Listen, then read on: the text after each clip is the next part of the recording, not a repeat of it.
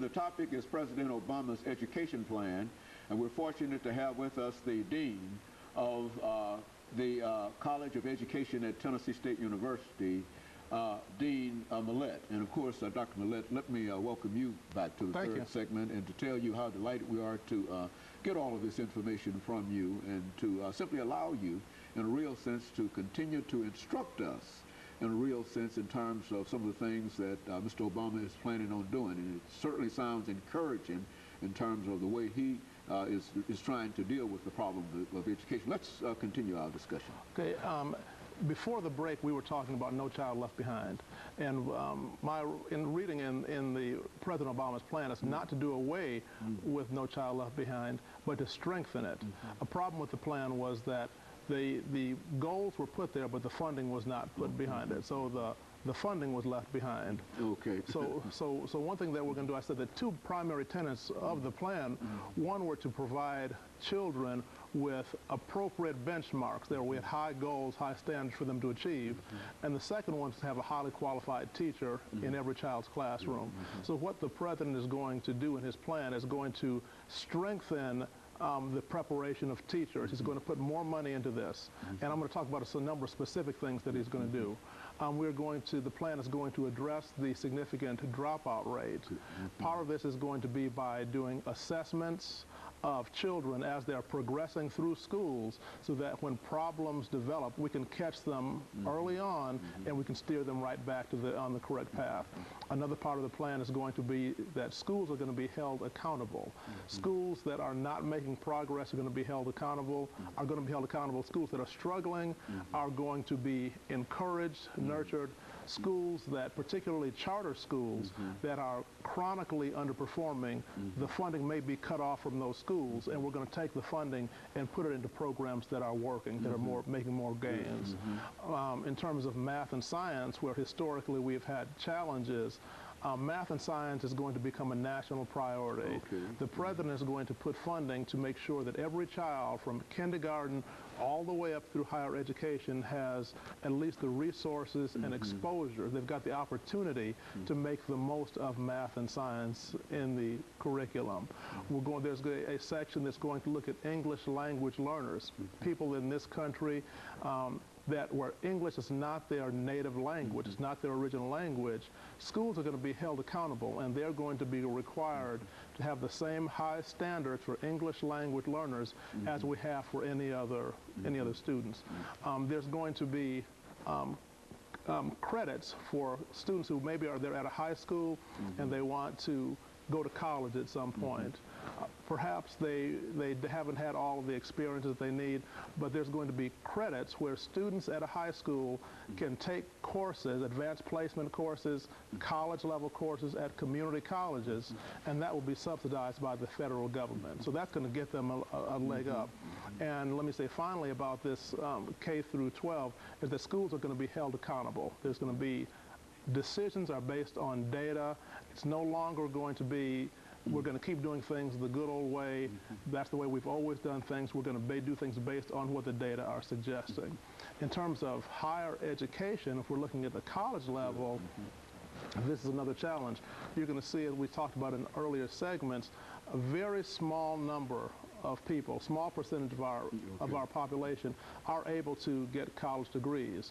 A large part of this is because of the expense. I said earlier that during the last 5 years, the tuition has risen by about 40%. That's one part of it, and another part is that you can apply for financial aid, but the forms are so cumbersome and they're so difficult to complete that many people just are not able to do them, or they don't do them. So the way this plan is going to work in terms of higher education is that for families who meet certain criteria, the first $4,000 of their child's college is going to be paid. There's going to be a credit given to pay for the first $4,000. $4,000 for each individual. For each individual, $4,000 tax credit towards college. So this is going to make it so that many people may not have to pay much at all for that. Now, following this, 2/3 of their tuition at certain colleges, you know, what they consider quote-unquote average price universities or colleges will be paid. So, for example, if you look at a fine institution like Tennessee State University, Okay. at Tennessee State University, the tuition for 1 year is going to be approximately $7,000, $7,500 perhaps. The way this program would work with the tax credit, where 2/3 of it is paid, that would suggest that instead of paying $7,500, you might pay $2,500. So it's going to be a significant increase. Also, in terms of the complexity of filling out forms, what's going to have, right now, a financial aid form is going to be about 5 pages long. It's 127 questions. And like I said, when you compare that with the reading level that I said previously in this country, that's going to present a challenge even filling out the documentation. President Obama's plan is going to be one where instead of filling out those forms, when you complete your tax forms in April of each year, there's going to be a box that you can check. And if you check that box, that's going to give permission to get all your tax information from your tax forms, and that will be the basis for applying for your financial aid. So it's cutting all those steps out. And that's going to help. That's going to really. I would imagine so. Yeah, that's. Now, what about? We've got about 4 minutes. What about historical black colleges? You know, I think that they're having some real problems in terms of financial aid and et cetera. You think that this will touch some of those problems that they're facing? I think this will definitely affect some of those at historically black colleges and universities, because what you'll see is that like many of the other parts of the country, students here are having financial challenges.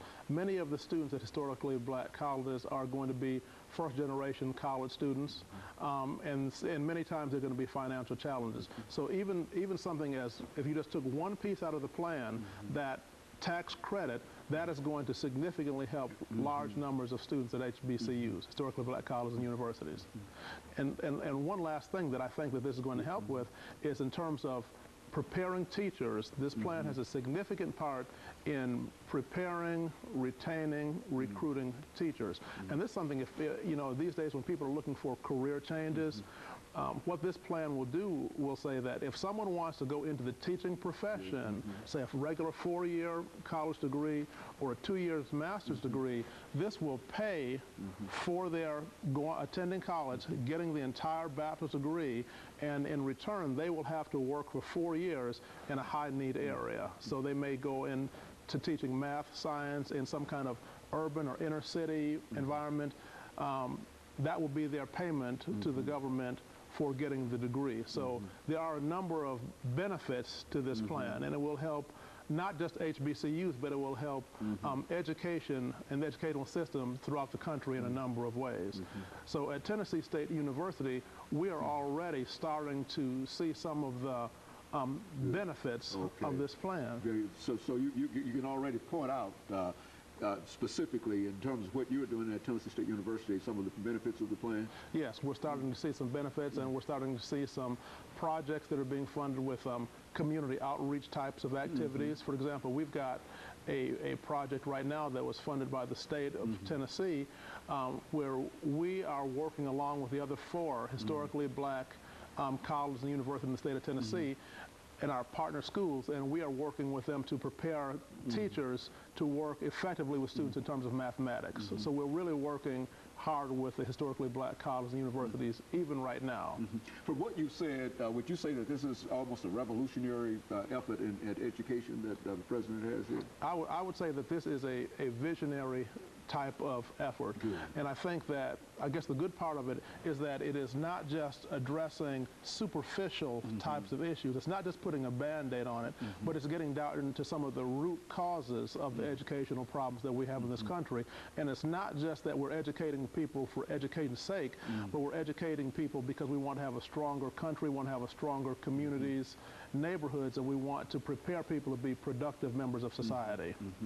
And of course, during this last minute, Dr. Millett, let me thank you for bringing by that excellent information today, because I think that I heard a lot about the plan, but I've heard nothing like you've laid out here today in terms of dealing with that plan. And I think that if our audience is aware of some of the things that are going on in reference to education in this country, they can certainly buy into that plan. I think that everything you've talked about, some of the things, the areas of problems, attrition rates, dropout rates, and all those problems, that I think that the president, in a real sense, as you're indicating to us, has a plan in order to work with all of these things. And I think that you've simply given us an excellent example of how things will work if we follow his plan. I think that we will follow his plan. And of course, I know we're running out of time here, but let me thank you for bringing that excellent information. And let me encourage our audience to tune in again next week for another informative edition of Comments. Thank you and good night.